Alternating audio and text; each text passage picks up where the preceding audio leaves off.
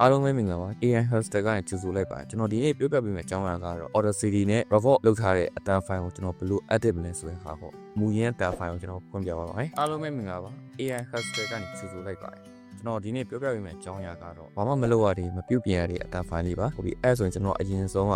ဘယ်လိုပြုတ်ပြင်မလဲဆိုတော့အဆင့်ကကျွန်တော်8ဆင့်ရှိပါတယ်ပထမဆုံးဆင့်နေကျွန်တော် track ကို select လုပ်လိုက်ပါမယ်ပြီးရင် effect ထဲမှာကျွန်တော်တို့က follow and compression တဲကနေမှာ normalize ကိုလုပ်ပြပါမယ် apply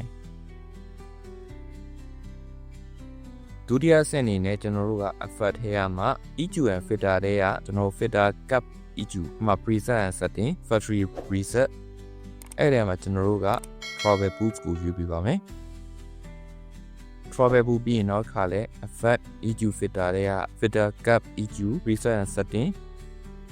factory preset ထဲမှာကျွန်တော်တို့က roll off for speed ကိုနှိပ်ပြပါမယ်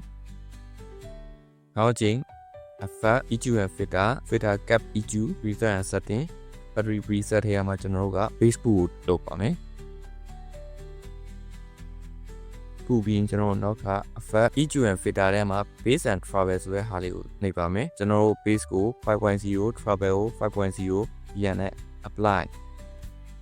ဟုတ်ပြီနောက်ချိန်effect area မှာကျွန်တော်တို့က volume and compression နဲ့မှာ compressor apply နောက်တစ်ချိန် effect volume and compression နဲ့မှာကျွန်တော်တို့က limiter နေပြပါမယ်ဟုတ်ပြီကျွန်တော်တို့တရားပြီးရင်တော့ noise remove ကတော့ကျွန်တော်လုပ်ချင်လဲလုပ်ရပါမယ်မလို့ဆိုရင်ကျွန်တော်ကကြတော့ဘာသုံးလဲဆိုတော့ကျွန်တော်ဒီအဆင့်တွေအကုန်ပြီးသွားပြီဆိုရင်ကျွန်တော်တို့က Adobe Postcard မှာသွားပြီးတော့ enhance လုပ်လိုက်တာပါဒါခုကအကုန်ပြီးသွားတဲ့ချိန်ကျွန်တော် local မှာလုပ်ထားတဲ့ Audacity နဲ့လည်းပြုပြင်ထားတဲ့အဆင့်လေးကိုကျွန်တော်တန်နားထောင်ကြည့်ရအောင်အားလုံးပဲမင်္ဂလာပါ AI Hoster ကနေကြိုဆိုလိုက်ပါတယ်ကျွန်တော်ဒီနေ့ပြောပြပေးမယ့်အကြောင်းအရာကတော့ဟိုဒီကတော့ကျွန်တော်တို့ Audacity မှာပဲပြင်ထားတဲ့အဆင့်8ဆင့်ပေါ့ပြောမယ်ဆိုရင် noise reduce ကတော့ထည့်ရင်ထည့်မထည့်ရင်လည်းရပါတယ်ဟိုအကုန်လုံးပြီးသွားပြီဆိုရင်ကျွန်တော်တို့ဘာလုပ်ပေးရမလဲဆိုတော့ export audio လုပ်လိုက်ပါမယ်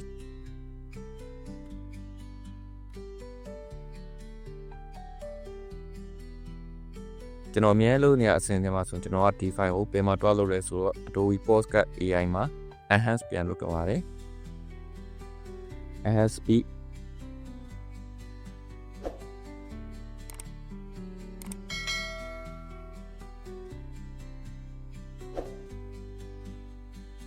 ဒါဆိုရင်တော့ကျွန်တော်တို့ခုန record လုပ်ထားတဲ့အတန် file ရဲ့ audio Adobe Postcard AI ကနေ enhance ပြန်လုပ်ထားတာပါအားလုံးပဲမင်္ဂလာပါ AI Hoster ကနေကြိုဆိုလိုက်ပါတယ်ဒါလောက်ထားတဲ့အတန်းပါကျွန်တော်တို့